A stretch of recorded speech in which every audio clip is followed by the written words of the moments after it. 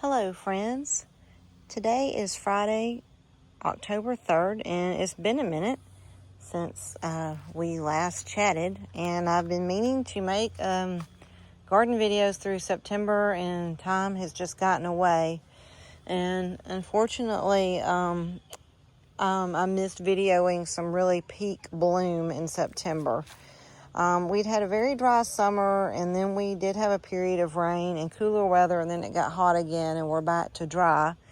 So I thought I would just take you around. I'll try to get this into one video, but it might possibly be two, to let you see what the autumn garden is looking like.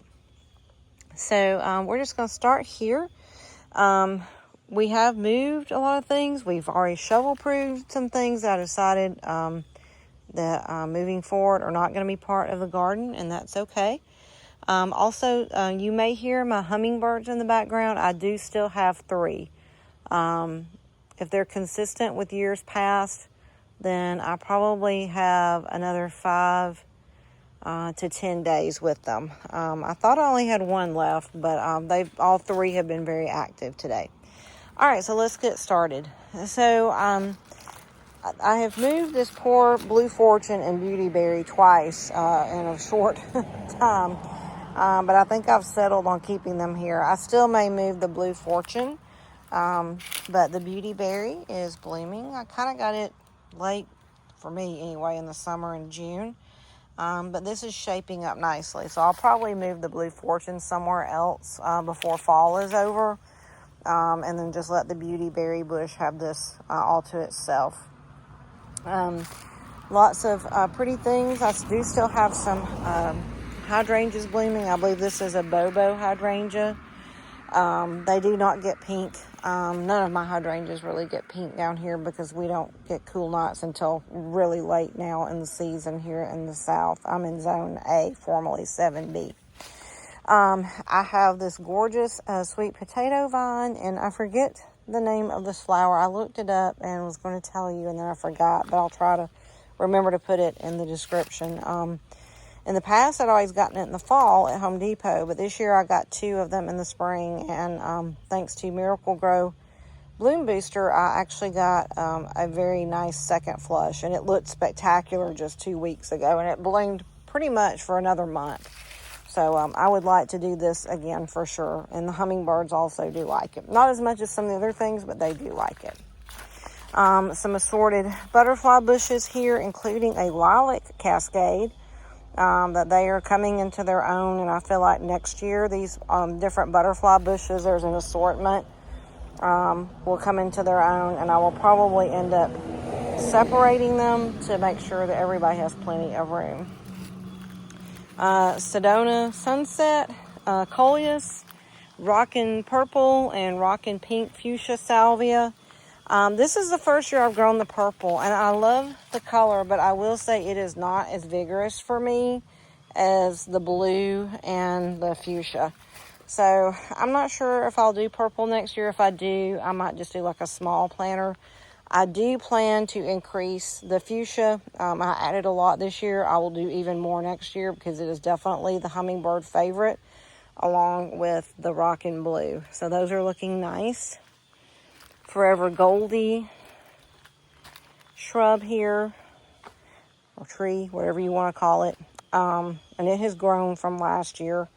Also, I do want to note, this got full sun most of the summer until about mid-August. And even from the beginning of September to now, it has been a dramatic difference in how much sun this gets in the day. And it's not very much now.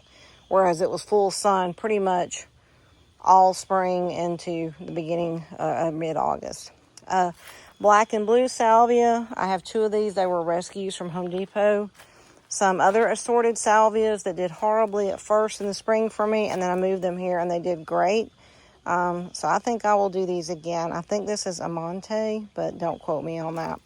The hummingbirds like it too, and you can see, like, these are really dainty little flowers. This was in full bloom. I'm starting to get another flush, and it has looked really, really good. I do have some double doozy shrubs that I put here. They got taken over by the salvia. I will be moving them to their own pot next year. Another black and blue or black and something. Anyway, these were rescues from Home Depot. The plants themselves are not pretty, but the blooms are beautiful. I have not seen the hummingbirds on these as much, and I'm kind of intrigued as to why. But maybe they just prefer the rocking. I have seen them in this one. I don't remember what it is. I got it from Select Seeds. This double doozy bush, actually is single. I got from Home Depot. It's done very well, so it will stay here. You can see, I think this is Cherry Brandy Coleus. Beautiful color, but it gets leggy like the Velveteen. So I do not think that I will do that one again. I do not like the legginess. Pink Cascade 2. We got the dark pink Gara. This was established back here. These are new. I've gotten some more Dragon's Breath Celosia, which is for sure in my top 3. I do have 2 others. I still may add one more. I may run to Lowe's in the next couple of days. They still had them and they looked very good. Better than what I saw at Home Depot, which this is the first time my Home Depot's had them in the fall in 3 years. Because they do self-seed for me. And I'll show you a whole pot I have that's self-seeded from one little plant like this last year. So I got it because it's beautiful, but it's by itself because I want to make sure there's plenty of room for it to self-seed so that I have a nice big pot next year. We have some Mexican sage. I had some in this spot last year and it did really well. It has not been as vigorous this year. I'm not sure what the difference is. And then this was just like a little pot of Dragon's Breath that I got early in the summer in June from Lowe's. And it has probably, I would say, tripled in size. So hopefully it's going to self-seed through the garden. Blue Boa, still going strong. Not as vigorous as early in the summer, but still good. I do think my little baby Blue Eye Spruce is gone. I do think we're going to try to root wash it and try to salvage it, but I don't think it's looking very good, unfortunately. And I don't know what happened. I really don't. I have Queen Nectarine here. Roman Red Salvia. I don't see the hummingbirds in this as much as I would expect. So I'm kind of torn on the fence. It's been very vigorous through the summer and very beautiful, but it smells terrible. So I don't know. I'll probably make room for at least one pot though next year. Very vigorous. It's bloomed all summer, so I can't complain. A few other things to note. Got some grass, some shrubs here. I need to water, which thankfully I'm not having to water as much, but I do need to water today. These were my clearance coleus from Lowe's earlier in the summer. I don't think I planted them until July. They did get sort of flattened by a storm we had, but they've kind of filled back in, so that's good. I do like them. I will not do, though, this color combination here again. I think I will fill this with red-headed coleus and surefire begonias next year. I want a more pop of color with some red and pink next year. This is all of my Dragon's Breath Celosia that's self-seeded. It probably would be darker like this had I not accidentally pulled some of them early in the spring. I thought they were weeds at first and didn't realize what they were. So duh on me. And I'd actually even planted some perennial grass in here, which obviously now has been taken over. So I might try to move the grass before winter sets in, or I need to double check when is it appropriate for me to move that because I've never grown it. But this all self-seeded from one little plant that was in here, which is pretty phenomenal. Not to mention we dug up the pot and then I pulled plants and it still went nuts. So Dragon's Breath Celosia, it is my favorite. I think again we would have had more color had I not messed it up early in the year. But even, to be coming on strong later in the summer, it's still gorgeous, even though some of the, coloring is green. But you cannot go wrong with this. I love it so much. And the bees like it. Some more Rockin' Pink Salvia. A Snow Sprite Cedar. This thing has exploded. It has started its own leader, so that's good. I think this was called Anna's Fuchsia, which amazingly, I have only seen the hummingbirds in this once the entire summer. I thought this was going to be a hummingbird magnet, but it's not. But I'm okay with it because I am going to grow it again next year. It has been gorgeous the entire summer. The only thing I will say is if you have it in a container, you do need to stay on top of the watering because it wilts in the heat very easily down here in the south. Some more Rockin' Pink Salvia. This bush has kind of petered out a little bit, and I actually have not fed these since probably the first week in September. I was going to do another feeding in mid-September, and life just got busy, and I didn't, and now, we're in October. I mean, I probably could feed them now, and I don't know, and maybe I will, but because we normally don't get a hard freeze until the end of October and sometimes early November, so, and these will not come back for me anyway, so I don't know. I've mainly tried to keep everything blooming for the hummingbirds and the butterflies, but like I said, the butterflies are pretty much gone. All of my swallowtails, I've seen no monarchs, and the hummingbirds will probably be gone in another 7 to 10 days, so we'll see what happens. But I might feed them just to see, what I can do. Most of my hummingbird mint, I've got different varieties here. Queen Nectarine, Royal Raspberry, Blue Haze, and a couple others that I don't remember. I'd have to look at the tags, but they're, kind of starting to peter out.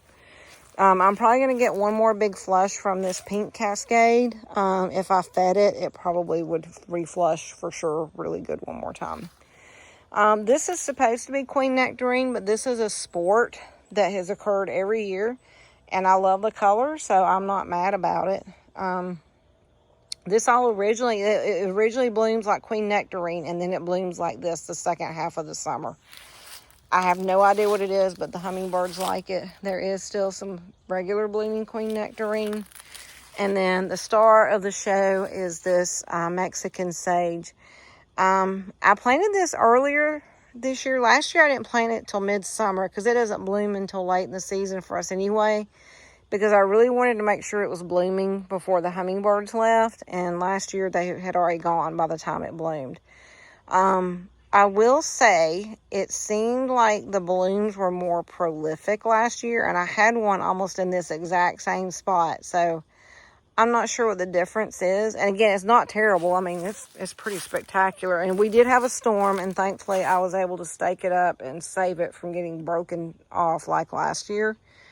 But it just seems to have kind of, I don't know, it's just the blooms don't seem quite as lush. And I have fed it, so I'm not sure what the difference is. I'm going to contact the nursery I got it from in Texas. That's where I've gotten all of mine from the last 2 years, and just see if they have any advice for me, even though they're like a zone 9, just to maybe try to get a little more oomph out of the blooms. But again, I'm not mad. The hummingbirds have been in it, and that was the main reason I wanted to grow it. Plus, it is just drop dead gorgeous, y'all. I mean, this purple, I love it.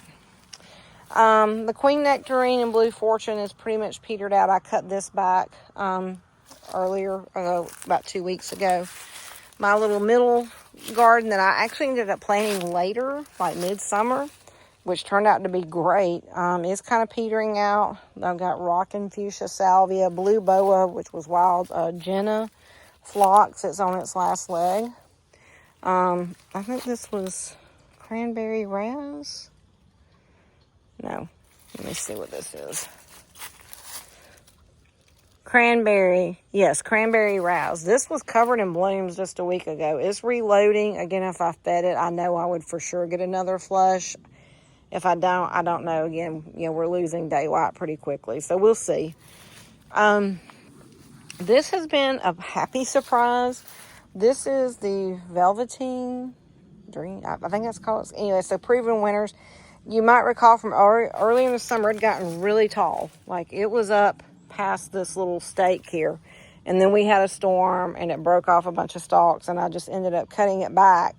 And amazingly, It has filled back in. Same thing happened with this. I think this is called Ruby Dazzle or Ruby Sparkle. I got it on clearance at Home Depot. And you can see why they call it that. Now, it does eventually turn. But this color, y'all, that is to die for. And these do look nice together, I think. I would do the Ruby Dazzle again if I can find some. From what I read, it's kind of hard to find, but we'll see. But I got it on clearance, I think, at the beginning of June at Home Depot. And I actually have a big chunk here. It broken off, and I just stuck it in the dirt, and I had to water it, but it re-rooted and came back pretty vigorous. So it was a lot bigger too. It was really tall too. All of this had gotten huge because it was getting so much sun, and then, like I said, we had a storm, I think, in July, and it just kind of destroyed this. So next year, I guess I need to stake these up. But anyway, this is filled back in very nicely and looks very nice for fall. These are some things that I'm probably going to end up moving. I need to check and see when I can move them. I thought that was going to be a good fit for this planter, but I want to do something totally different next year, but I don't want to lose these, so I'll probably separate all of these. The coleus has kind of overtaken a bunch of the plants, so I'm not sure what's still surviving in there. We've got some more. This is Rosy Posy and some Queen Nectarine getting kind of a last flush.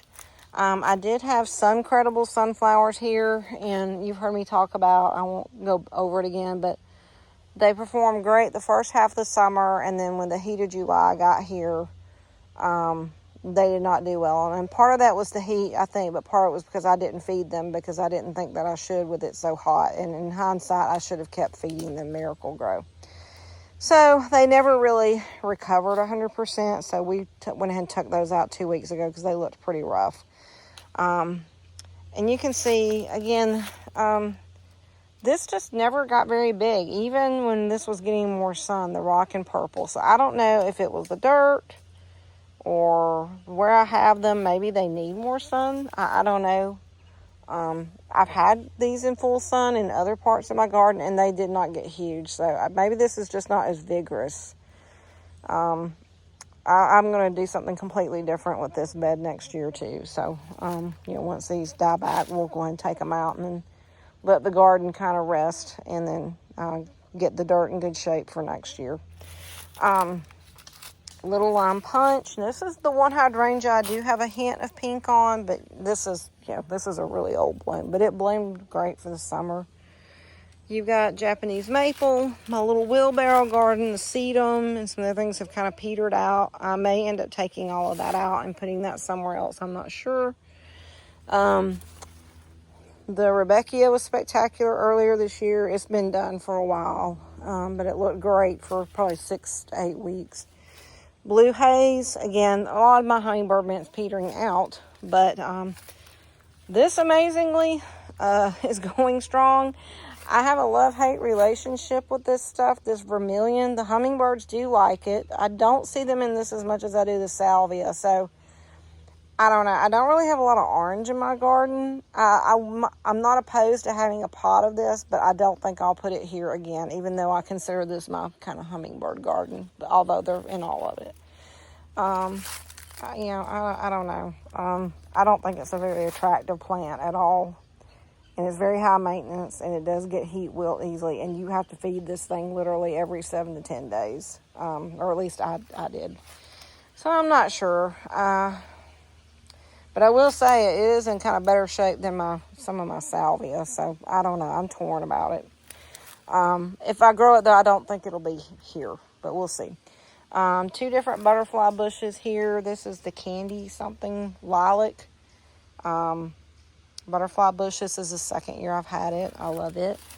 And then you can kind of see I've got a hodgepodge of stuff here. I'm not sure. We'll see, what I do with this next year. I definitely will keep the phlox and the blue boa and the grasses. I like the grasses, although I may move them to their own pot.